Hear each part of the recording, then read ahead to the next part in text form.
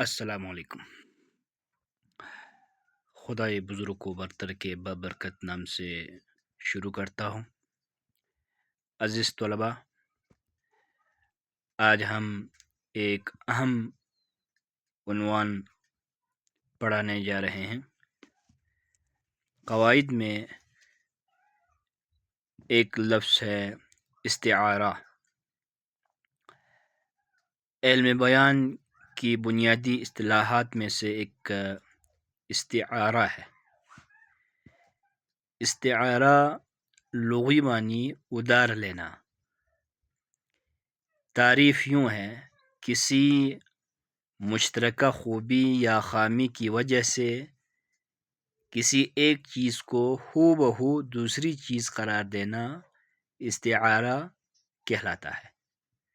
جیسے وہ شیطان ہے، علی شیر ہے۔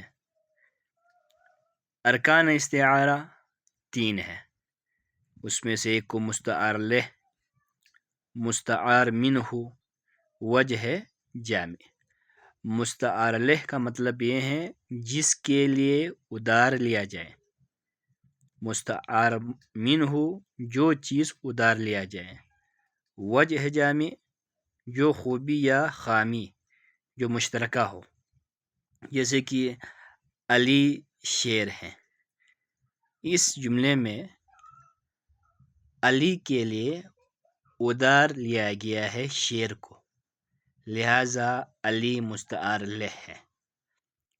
جو چیز ادار لیا جائے، علی کے لیے کیا ادار لیا گیا ہے؟ شیر، تو شیر ہے مستعار منہ۔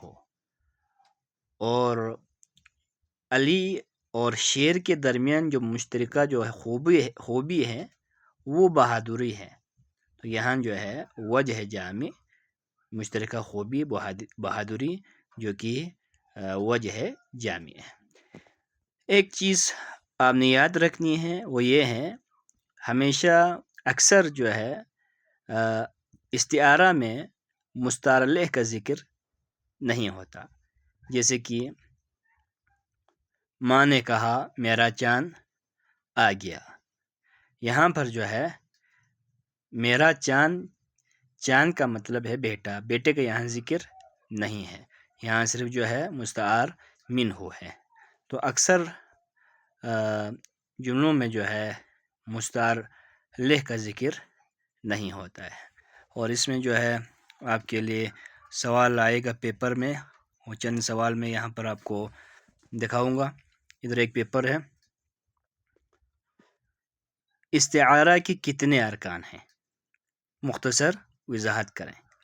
یہ 4 نمبر کا ہے، آپ کو ارکان بھی بتایا ہے اور ان کی تعریف بھی کی ہے اور مثال بھی دیا ہے۔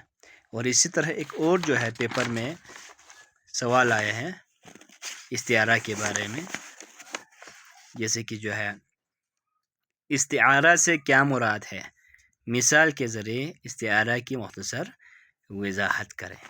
اور اسی طرح جو ہے ایک اور پیپر میں بھی آیا ہے استعارہ اور تشبیہ میں فرق بتائیں۔ تو یہ جو ہے استعارہ پیپر کے حوالے سے اہم ہے۔ انشاءاللہ ایک اور ویڈیو کے ساتھ، ٹاپک کے ساتھ کل آپ کے خدمت میں حاضر ہو جاؤں گا۔ کل تک کے لیے اللہ نگہبان۔